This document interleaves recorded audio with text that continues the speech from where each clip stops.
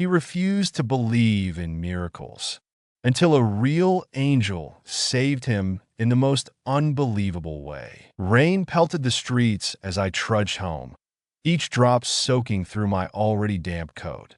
The city felt colder tonight, though maybe it was just me. I'd never been one for dramatics, but something about the way the clouds loomed heavy in the sky made everything seem more oppressive than usual. The neon glow of signs reflecting on the wet pavement only added to the surreal haze of my commute. The diner where I worked was a good 20-minute walk from my apartment, and most days I didn't mind it. It gave me time to think, or not think, depending on the kind of day I'd had. Tonight I wanted to forget everything. Another long shift of rude customers, burnt coffee, and a broken dishwasher. My manager had been breathing down my neck all day about speed, about efficiency, about being more approachable. As if anyone working a dead-end job like this had the energy to fake a smile every 5 minutes. I sighed and stuffed my hands deeper into my coat pockets, my feet splashing through shallow puddles. The rain wasn't letting up, and the streets were practically empty. Just me, the weather, and the muffled sounds of the city. Cars rushing past, distant sirens, the occasional honk. I liked it that way. Alone was better. Safer. That's when I heard it. Help me. The voice was faint, almost swallowed by the rain, but it was there. I froze mid-step, my heart skipping a beat. I glanced around, searching for the source, but the street was deserted. My eyes darted to the alley to my left, a narrow, shadowy gap between two crumbling brick buildings. The kind of place people avoided unless they had no choice. "Help me," the voice called again, more urgent this time. It was definitely coming from the alley. I hesitated. Every logical part of my brain screamed at me to keep walking. It was probably nothing, just the wind or maybe someone playing a cruel prank. People didn't just cry for help in alleys unless something bad had already happened. And people who walked into dark alleys because of mysterious voices often ended up regretting it. Or worse, becoming the subject of a news headline the next day. But what if it was real? What if someone was hurt? What if it was someone who actually needed help and I just walked away? "Don't be stupid," I muttered to myself. "It's not your problem." I kept walking, my steps quicker now, the rain soaking into my shoes. But I couldn't shake the unease building in my chest. Something about the voice, it wasn't just urgent. It was desperate, almost wrong, like it didn't quite belong to this world. "Help me." It was louder this time, almost a wail, and I stopped in my tracks again. I turned, staring into the mouth of the alley. It was pitch black inside, the kind of darkness that felt alive, swallowing up what little light managed to reach it. I couldn't see anyone. No figure huddled against the wall, no sign of movement. Just the oppressive darkness and the sound of rain hitting pavement. My gut churned. I should have kept walking. That would have been the smart thing to do, the safe thing to do. But instead, I stepped closer. "Hello," I called out, my voice barely louder than the rain. "Is someone there?" Silence. For a moment, I stood there, staring into the void of the alley, waiting for a response. My heart was pounding now, and I felt a bead of sweat, or maybe rain, trickle down the back of my neck. The voice had sounded so real. I wasn't imagining it. I couldn't be. "Are you okay?" I tried again, louder this time. Nothing. The unease twisted tighter in my chest. Maybe whoever it was had already left. Or maybe it had been a trick. The thought made me shiver, and not just from the cold. I stepped back, suddenly feeling foolish for stopping in the first place. As I turned to leave, I heard it again. Not a voice this time, but a sound, a soft rustling, like wings brushing against fabric. It was faint, but distinct, and it came from deep within the alley. I froze, every hair on my body standing on end. Wings? That didn't make any sense. It had to be something else. A stray cat, maybe or a bird nesting in the rafters above. Yeah, that made sense. It had to be something ordinary, something explainable. But I didn't turn back. Not this time. Whatever curiosity or guilt had drawn me here in the first place was gone now, replaced by a deep, gnawing dread. I quickened my pace, my breath coming faster as I put as much distance as I could between myself and that alley. By the time I reached my apartment, I was soaked to the bone and shivering. I unlocked the door with trembling hands, practically stumbling inside. The warm air hit me like a punch, but it didn't do much to calm the cold gripping my insides. I leaned against the door, my eyes closed, trying to steady my breathing. It was nothing, I told myself out loud. Just a stupid alley. Just the rain playing tricks. I peeled off my wet coat and shoes, leaving them in a heap by the door. My tiny apartment was as unremarkable as ever. A cramped living room that doubled as a dining area, a kitchen with barely enough counter space to chop vegetables, and a bedroom so small I could touch both walls if I stretched out my arms. It was home, though, and it was safe, or at least it was supposed to be. That night, as I lay in bed, I couldn't shake the feeling that I wasn't alone. Every creak of the floorboards, every rustle of wind outside my window felt amplified, like the house itself was alive. I told myself it was paranoia, leftover nerves from the alley incident.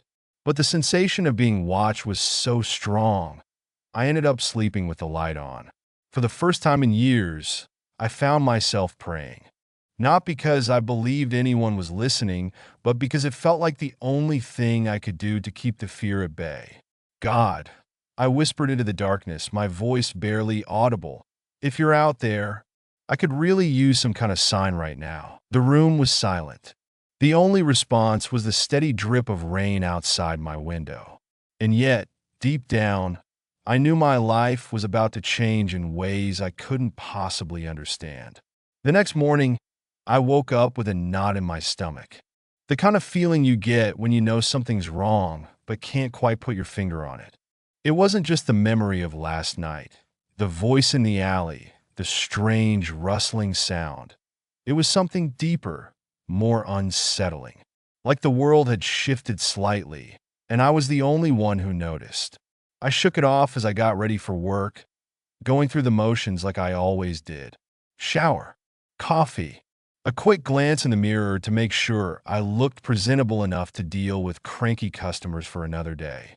But the unease lingered, a constant hum in the back of my mind. As I stepped outside, the city felt different. The streets were busier, the usual buzz of morning traffic filling the air. But something about the energy was off. People hurried past me, heads down, faces pinched with worry or exhaustion. It wasn't unusual for this time of day, but today it felt heavier, like the weight of their collective anxiety was pressing down on me too. I tried to ignore it as I made my way to the diner, telling myself I was just imagining things. But as I walked, I couldn't shake the feeling that someone, or something, was watching me. Every time I turned a corner, I half expected to see someone following me. But the sidewalks were always empty behind me, just wet pavement and the faint reflection of streetlights. When I reached the diner, I threw myself into work, hoping the distraction would help. It didn't. The unease followed me like a shadow, growing stronger with every passing hour. By the time my shift ended, I was practically vibrating with tension, my nerves stretched so thin I thought they might snap. I left the diner in a hurry, desperate to get home and lock the door behind me. But as I turned the corner onto my street, my feet slowed. My eyes were drawn, almost against my will, to the alley from the night before. It looked the same as it always did, dark, uninviting, and reeking of garbage. But there was something about it that pulled at me, like an invisible thread tugging me closer. I told myself I was being ridiculous. There was nothing in that alley. I checked last night, and it was empty. Just a weird voice carried by the wind. Nothing more. And yet, I found myself stepping closer, peering into the darkness. "Hello," I called out, my voice echoing faintly off the walls. "Is anyone there?" For a moment, there was nothing, just silence and the distant hum of traffic. Then I heard it again. "Help me." The voice was clearer this time, less muffled by the rain. It sounded close, too close. My heart pounded in my chest as I strained to see into the shadows. My brain screamed at me to leave, to turn around and walk away. But my feet wouldn't move. "Who's there?" I demanded, my voice shaking. And then she stepped out of the darkness. At first, I thought she was just a woman. A beautiful woman, yes, but nothing more. She was tall and slender, her pale skin glowing faintly in the dim light. Her hair cascaded down her back in shimmering waves, and her eyes, they were unlike anything I'd ever seen. Deep and endless, like staring into the heart of a star. But then I saw her wings. They were massive, folding behind her like a cloak, but they weren't what I expected. They weren't pristine or glowing. They were tattered, the feathers torn and frayed as if she'd been through a war. Despite their condition, they radiated an otherworldly presence, a soft light that seemed to push back the shadows around her. "Who what?" The words stuck in my throat as I stumbled back, my hands instinctively coming up in a feeble attempt to protect myself. "You heard me," she said, her voice soft but firm. "I wasn't sure you would. What are you?" I finally managed to choke out. "What's going on?" She tilted her head, studying me with an intensity that made my skin crawl. "You don't recognize me." "Recognize you?" I repeated, incredulous. "Lady, I've never seen you in my life." Her lips curved into a sad smile. "Not in this life, no. That was it. I was officially losing my mind. Angels weren't real. They couldn't be. And even if they were, why the hell would one show up in a dirty alley in the middle of the city?" "I need you to listen," she said, stepping closer.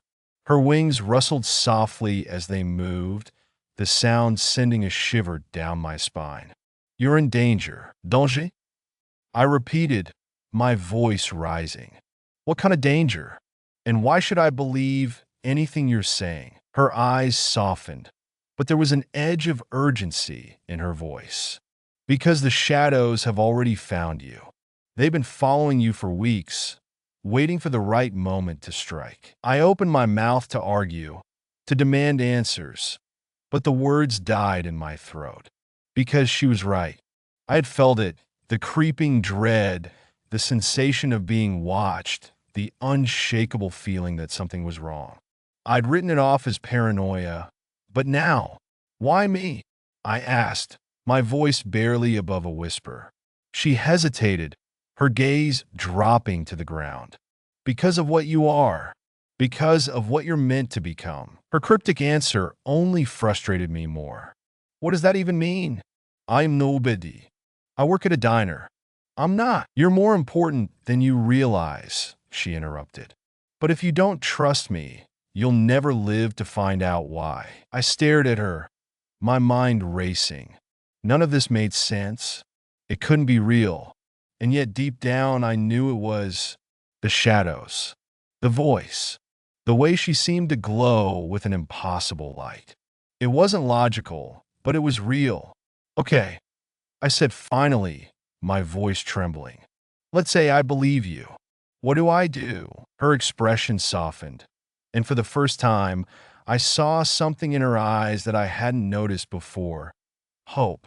"You survive," she said, "and you trust me." Before I could respond, she stepped back into the shadows, her form dissolving into the darkness like smoke. I blinked, and she was gone. All that remained was the faint scent of something sweet and unplaceable, lingering in the air like a memory. I stood there for a long time, my mind spinning. The rain started again, a light drizzle that quickly turned into a downpour, but I didn't move. I couldn't. The world had changed last night, but tonight, it shattered that I couldn't focus the next day. Every sound felt too loud, every shadow too deep.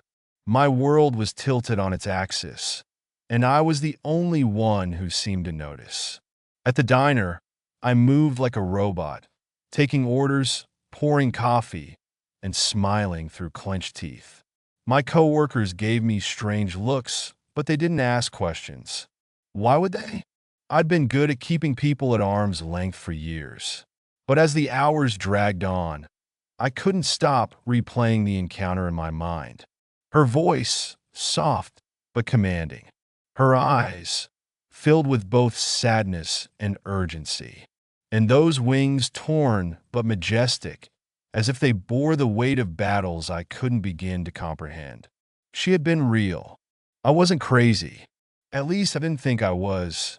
Still, the rational part of me, the part that clung to logic and order, fought back hard. Maybe it was a dream. Maybe I was overtired or stressed, and my brain had conjured up something extraordinary to break up the monotony of my life.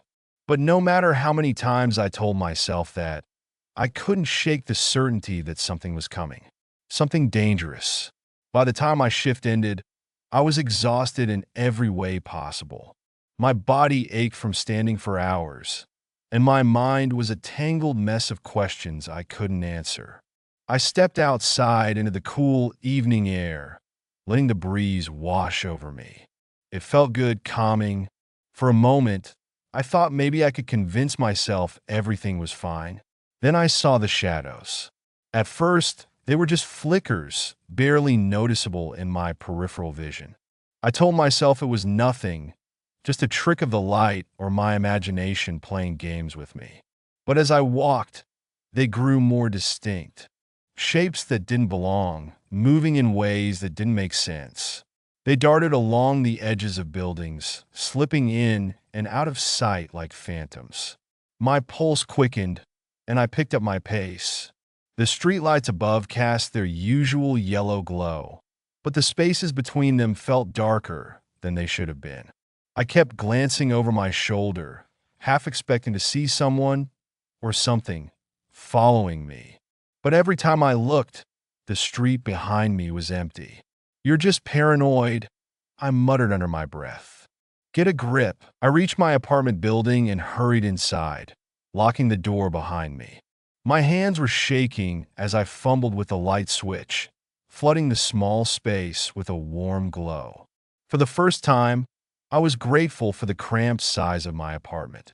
It was easier to check the corners to make sure I was really alone. I dropped my bag on the couch and paced the room, trying to calm down. The shadows couldn't be real. They couldn't. But deep down I knew they were. I'd felt their presence, cold and malevolent, like they were waiting for the right moment to strike. I thought about the angel, Celial.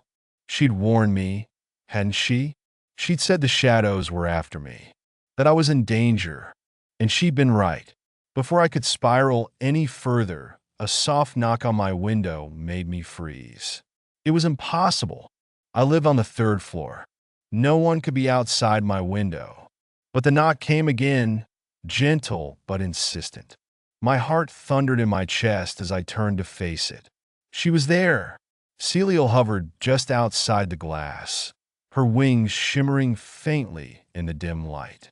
Her expression was calm, almost reassuring, but her eyes held that same urgency I'd seen before. I hesitated for a moment, then forced myself to move, unlocking the window and sliding it open. "You didn't run," she said, her voice as soft as ever. "That's good." I blinked at her, struggling to process what was happening. How are you?" She stepped inside, her feet barely making a sound as they touched the floor. Her wings folded neatly behind her, but I could still see the damage. The torn feathers. The wear and tear that spoke of battles fought and lost. "There isn't much time," she said, cutting through my confusion. "The shadows are growing stronger. They've been circling you for weeks, waiting for you to weaken." "Weaken?" I repeated, my voice trembling. "I don't even know what they are, or why they're after me." She sighed, a sound that carried the weight of centuries. They're creatures of darkness, drawn to the light within you. They want to consume it, to snuff it out before it can reach its full potential. I shook my head, taking a step back. You keep saying stuff like that about my potential and how important I am, but I don't understand. I am nobody. I work at a diner. I don't have any light or whatever you're talking about. Her gaze softened, but she didn't move closer. You don't see it yet, but you will. The light inside you is brighter than you know. It's why they fear you and why they want to destroy you. I wanted to argue, to tell her she was wrong, but the words wouldn't come. Deep down, a part of me knew she was telling the truth. I didn't understand it, but I felt it, like a spark waiting to ignite. What do? I asked finally, my voice barely above a whisper. For now, you survive, she said. Stay vigilant. Don't let them take you by surprise. And most importantly, trust me. Her words sent a chill through me. What happens if they catch me? Her expression darkened. If they consume your light, you'll become one of them. A shadow, bound to the darkness forever. My stomach turned at the thought. How do I fight them? You don't, she said firmly. Not yet. That's my job. But there will come a time when you'll have to face them yourself. When that time comes, you'll know. I stared at her, my mind spinning with 1,000 questions. But before I could ask any of them, she stepped toward the window. Wait, I said, panic rising in my chest. You're leaving? I have to, she said, her voice tinged with regret. But I'll be watching. You're not alone. With that, she spread her wings and disappeared into the night, leaving me standing there, overwhelmed and terrified. The room felt impossibly quiet without her, the silence pressing down on me like a weight. I locked the window and backed away, my mind racing. For the first time in my life, I prayed not for a miracle but for strength. Whatever was coming, I needed to be ready. I didn't sleep that night. How could I? Every creak of the floorboards, every gust of wind against the windows felt like an omen. I kept the lights on, the blinds drawn, and my back pressed against the wall as I sat on my couch, hugging a blanket like it could shield me from what was out there. What was out there? The shadows. Celial's words haunted me. Creatures of darkness, she had said, drawn to my light. What light? I wasn't anyone special. I wasn't brave or noble or destined for greatness. I was just a guy who worked at a diner, paid his rent late half the time, and tried to stay out of trouble. So why me? The sun rose eventually, painting the room with a dull gray light. The city outside woke up as it always did. Traffic noises, distant sirens, the hum of life. But I couldn't shake the feeling that something had changed, that the world wasn't as ordinary as it seemed. I'd peeked behind the curtain now, and there was no going back. I dragged myself to the kitchen and made a cup of coffee, hoping the caffeine would ground me. The warmth of the mug in my hands helped, but only a little. My mind was still racing, replaying everything Celial had said. I wasn't sure how long I sat there, staring at the steaming cup before I felt it. A chill, subtle at first but growing stronger. The hairs on the back of my neck stood up, and my stomach twisted with dread. I looked up, scanning the room. It was empty, quiet, normal, but I knew better now. The light above me flickered, and my heart dropped. I stood up slowly, every nerve in my body screaming for me to run, to hide. But where could I go? It was my apartment. There was nowhere to hide. The flickering grew worse, the light stuttering like it was struggling against something unseen. Shadows began to pool in the corners of the room, darker than they had any right to be. They moved unnaturally, slithering along the walls and ceiling like living things. I backed away, my breath coming in shallow gasps. No, I whispered, shaking my head. This isn't real. It's not real, but it was real. I could feel it. The air was heavy, thick with something vile. The shadows coalesced into a shape, a tall, hulking figure with glowing red eyes that pierced through the darkness. Its form shifted constantly, like smoke struggling to maintain a solid shape. It lunged at me. I screamed and stumbled back, barely avoiding its grasp. Its claws swiped through the air where I'd been standing, leaving a faint scorch mark on the wall. My back hit the kitchen counter, and I grabbed the first thing I could, a knife from the dish rack. I held it out in front of me, my hands shaking so badly I could barely keep my grip. "Stay away!" I shouted, though my voice cracked with fear. The creature paused, tilting its head as if mocking me. Its glowing eyes burned brighter, and I felt a wave of cold wash over me. It wasn't just cold, it was emptiness, a void that threatened to swallow me whole. My knees buckled, and I struggled to stay upright. The shadow surged forward, faster than I could react. I swung the knife wildly, but it passed through the creature like it wasn't even there. Its claws wrapped around my wrist, ice cold and impossibly strong. Pain shot through me, and I dropped the knife with a clatter. I was going to die. That thought hit me like a freight train. Whatever this thing was, it wasn't going to stop until it consumed me, just like Celial had warned. And then light. A blinding burst of white light filled the room, and the shadow recoiled with an inhuman screech. I fell to the floor, clutching my wrist as the light grew brighter, forcing the shadow back into the corners of the room. It writhed and hissed, its form breaking apart until it finally vanished, leaving behind only silence. I looked up, my vision blurry from the light. Celial stood in the middle of the room, her wings glowing with an intensity that made them almost too bright to look at. She held a sword in her hand, its blade shimmering like liquid fire. "You're late," I managed to croak, my voice shaky. Her expression was grim as she lowered the sword. "They're getting stronger," she said, her voice tinged with regret. I didn't think they'd attack this soon. I struggled to my feet, using the counter for support. "What the hell was that thing?" "A shadow wraith," she said, her tone matter of fact. "One of the stronger ones. They're drawn to fear, and your fear made you an easy target." "Fear!" I snapped, anger bubbling up alongside the lingering terror.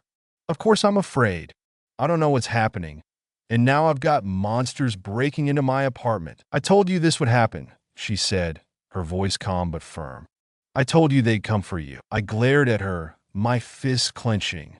"Yeah, but you didn't tell me how to stop them. You just said, 'Trust me.' How is that supposed to help when they're trying to kill me?" Her gaze softened, and she stepped closer. "I'm sorry," she said quietly. "I know this isn't fair. I know you didn't ask for any of this. But you have to understand, this is bigger than you. Bigger than both of us." I wanted to argue, to tell her I didn't care about the bigger picture. But the look in her eyes stopped me. There was a weight there, a sadness that I couldn't ignore. "Then what do? I asked, my voice barely above a whisper. "How do I fight them?" "You don't," she said. "Not yet. Right now, your only job is to survive. Keep your light strong. Don't let them break you." I laughed bitterly, the sound harsh in the quiet room. "Keep my light strong? What does that even mean? I'm not some chosen hero, or whatever you think I am." Her hand rested lightly on my shoulder, and for a moment, the warmth of her touch eased the cold still lingering in my bones. "You're stronger than you think," she said.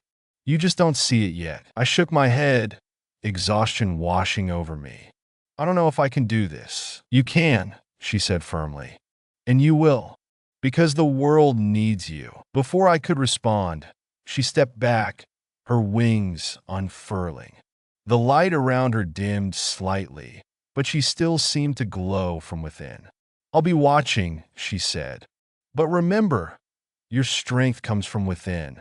Trust yourself." With that, she vanished, leaving me alone in the now quiet apartment. The room still smelled faintly of ozone, a reminder of the battle that had just taken place. I sank to the floor, my back against the counter, and buried my face in my hands. I didn't know how I was going to survive this, but one thing was clear. The shadows weren't done with me. Not by a long shot. The next few days were a blur.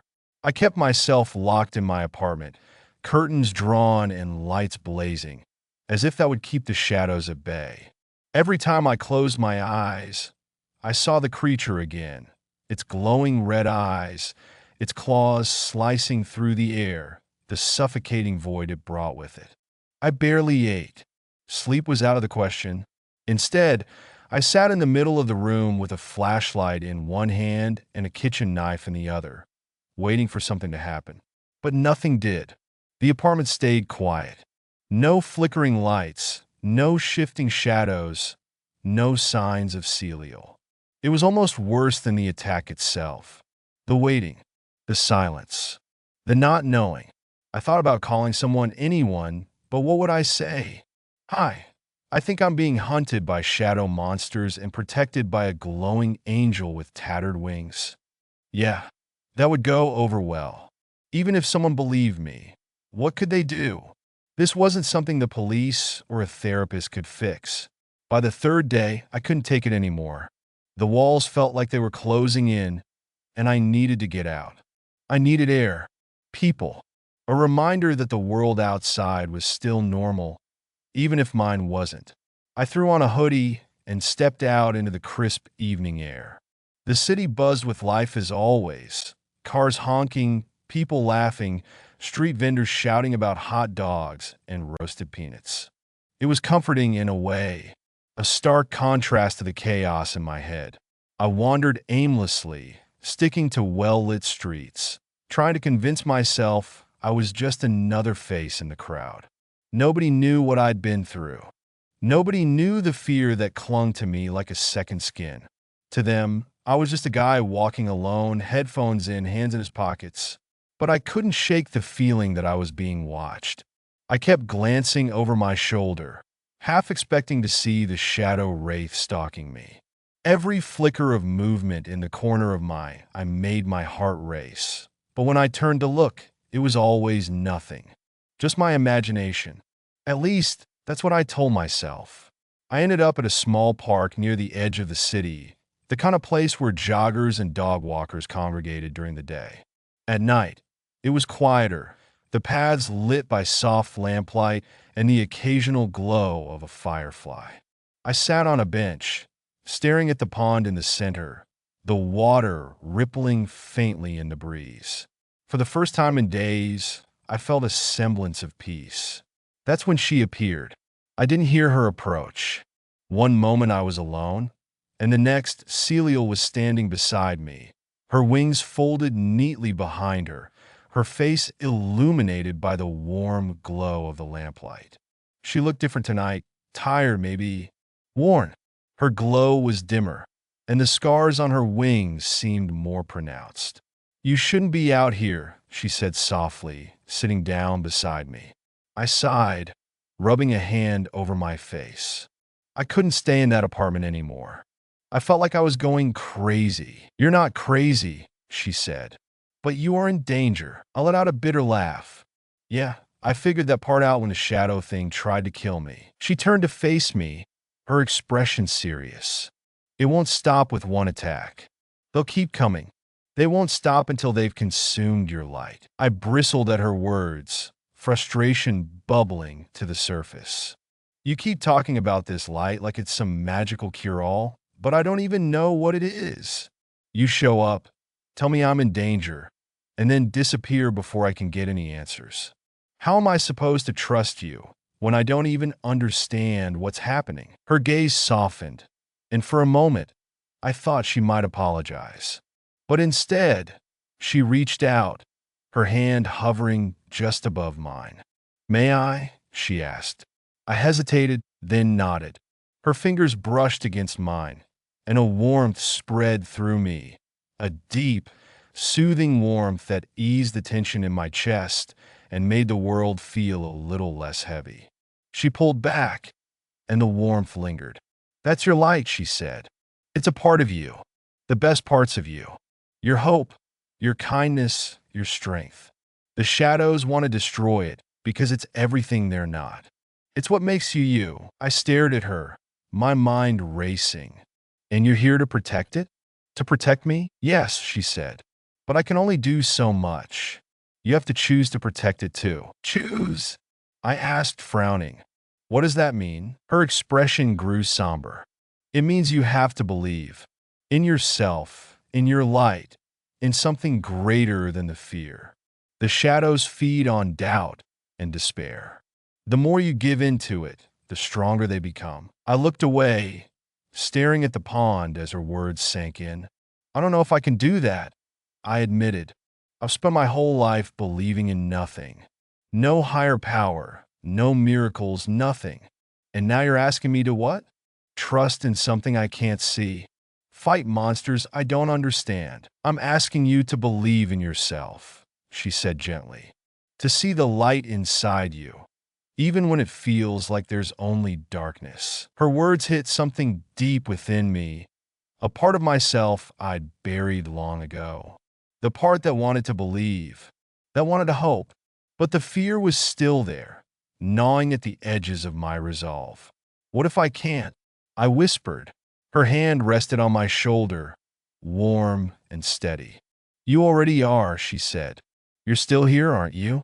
Still fighting, even if you don't realize it. I swallowed hard, the lump in my throat making it difficult to speak. And if I don't? If I fail? You won't, she said firmly. Because I won't let you. I looked at her then, really looked at her. She wasn't just an angel. She was a warrior, scarred but unbroken, carrying the weight of battles I couldn't imagine. And for some reason, she'd chosen to fight for me. Okay, I said, finally, my voice steady. I'll try. She smiled, and for the first time, it felt like a promise. That's all I ask. We sat there in silence for a while, the city buzzing faintly in the distance, the stars shining above. For the first time in days, I felt a glimmer of something I thought I'd lost. Hope. After Celia left that night, something inside me shifted. It wasn't like the fear disappeared. Far from it. The shadows still lurked in my mind, their claws gripping at the edges of my thoughts. But her words stayed with me. You're still here, aren't you? Still fighting, even if you don't realize it. I didn't feel like a fighter. I felt like a man walking a tightrope over a pit, one false step away from being swallowed whole. But maybe that's what fighting was, holding your ground, even when you felt like running. The next morning, I decided to leave the apartment again. I couldn't hide forever, and Celia's advice about believing in myself echoed in my head.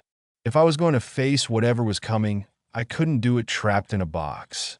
I needed to move, to live, to feel like I had some control over my life. I went to the diner for breakfast, not to work, just to eat. My coworkers gave me curious looks as I slid into a booth, but nobody asked questions. The familiar clatter of dishes, the hum of conversation, the hiss of coffee machines, all of it felt comforting in its normalcy. I ordered a stack of pancakes and a cup of coffee, determined to enjoy something, no matter how small. The first bite was like a revelation, warm, sweet, and grounding. It was funny how something as simple as breakfast could remind you that life was still worth living. But as I sipped my coffee, the unease crept back in. A shadow passed by the window, a tall, indistinct figure that seemed to linger longer than it should have. My pulse quickened, and I had to remind myself to breathe. It's nothing, I told myself, just a person walking by. Except it wasn't. Deep down I knew that. The figure appeared again, closer this time. It didn't walk like a person. It glided, its movements unnaturally smooth. Its form seemed to ripple, as though it wasn't fully anchored to this world. My hands gripped the edge of the table, my knuckles turning white. The diner felt colder, the conversations around me fading into a dull hum. My instincts screamed at me to run, to get out, but my body wouldn't move. I was frozen, a deer in headlights, as the figure stopped just outside the window. It turned its head, if you could call it a head. Its face was obscured, a shifting mass of darkness where eyes and features should have been. But I felt its gaze, sharp and piercing, cutting through me like a blade. "Hey, you okay?" The voice startled me, and I turned to see one of my co-workers, Sarah, standing beside the table. Her brows were furrowed in concern.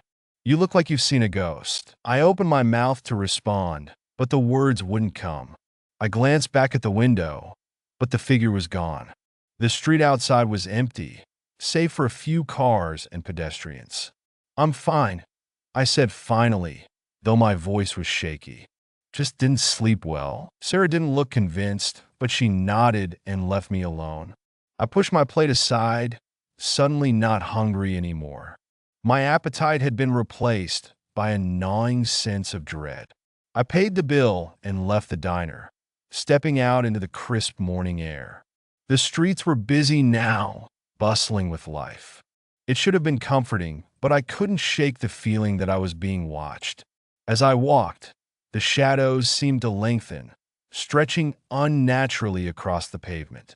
People brushed past me, oblivious, but I felt the darkness pressing in, heavy and suffocating. My heart raced, and I quickened my pace, my eyes darting around for any sign of Celial. I didn't see her, but I felt her words. "Trust yourself." Easier said than done. The shadows grew thicker, coalescing into shapes that moved just out of sight. I could hear whispers now, faint and insidious, tugging at the edges of my mind. They weren't words exactly, more like feelings, fear, doubt, despair, all amplified until they felt like my own. I stumbled into an alley, my breath coming in shallow gasps. My back hit the wall, and I slid down, clutching my head. The whispers grew louder, a cacophony of darkness threatening to drown me. "You're nothing. You'll never escape. You'll fail. You'll fall." I squeezed my eyes shut, fighting to hold on to something, anything, that felt real. I thought about Celial, her hand on my shoulder, her words steady and unwavering. "Your strength comes from within." It felt like a lie in that moment. I didn't feel strong. I felt broken, scared, and completely alone. The shadows were closing in, their forms becoming more distinct, twisted, monstrous shapes with glowing red eyes. "Fight," a voice whispered. Not the shadows this time. Celial's voice, clear and commanding, cutting through the noise. I opened my eyes, and there she was, standing at the entrance of the alley. Her wings glowed brighter than ever, and the sword in her hand shimmered like liquid fire. She didn't hesitate, striding forward and cutting through the shadows with a single swing. The creatures screeched, their forms dissolving into wisps of smoke. "Get up," she shouted, her voice ringing with authority.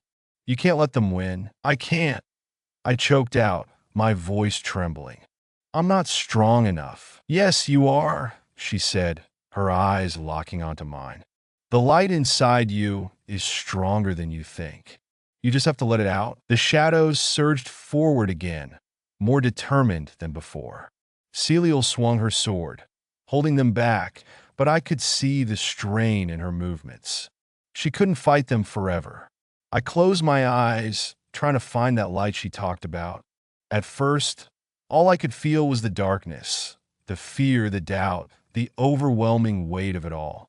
But then, deep within, I felt a flicker, a tiny spark, fragile but persistent.